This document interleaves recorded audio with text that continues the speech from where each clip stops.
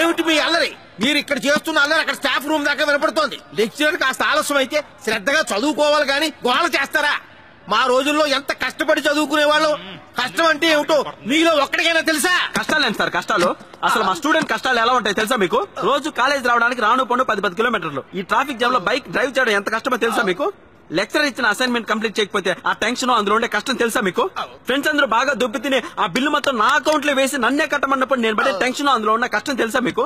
Viva చెప్పేటప్పుడు answer తెలియకపోయినా తెలిసినట్టు యాక్ట్ చేయడం ఎంత కష్టమో తెలుసా మీకు? కష్టం అంటే కష్టం. ఎగ్జామ్ రాసేటప్పుడు ఆన్సర్ తెలిస్తే మన పేపర్ వైపు, తెలియకపోతే పక్కోడ పేపర్ వైపు తొంగి చూసేటప్పుడు ఉండే టెన్షన్ అందులో ఉన్న కష్టం తెలుసా మీకు? ప్రాజెక్ట్ వర్క్ అంటే పోలవరం ప్రాజెక్ట్ అని, సెమినార్ అంటే చార్మినార్ గురించి రాయాలనే కనీస ఇంగిత జ్ఞానం లేని స్టూడెంట్స్ మన చుట్టూ మన కాలేజీలో ఉన్నారు. వాళ్ళు పడే కష్టం తెలుసా మీకు? కాలేజీ ఒకటి సినిమాకి వెళ్ళినప్పుడు అటెండెన్స్ షార్టేజ్ వస్తుంది మన బిక్కు బిక్కుమంటే సినిమా చూసే స్టూడెంట్స్ ఉన్నారు. వాళ్ళు పడే కష్టం తెలుసా మీకు? కష్టం అంట కష్టం. ఇదిగో మాస్టరు, ఎవడు పడితే వాడు ఆడ పడితే ఆడ ఎప్పుడు పడితే అప్పుడు కష్టం కష్టం అంటున్నాను కానీ కష్టం అంటారనుకో నాకు బీపీ రేజ్ అయిపోతుంది.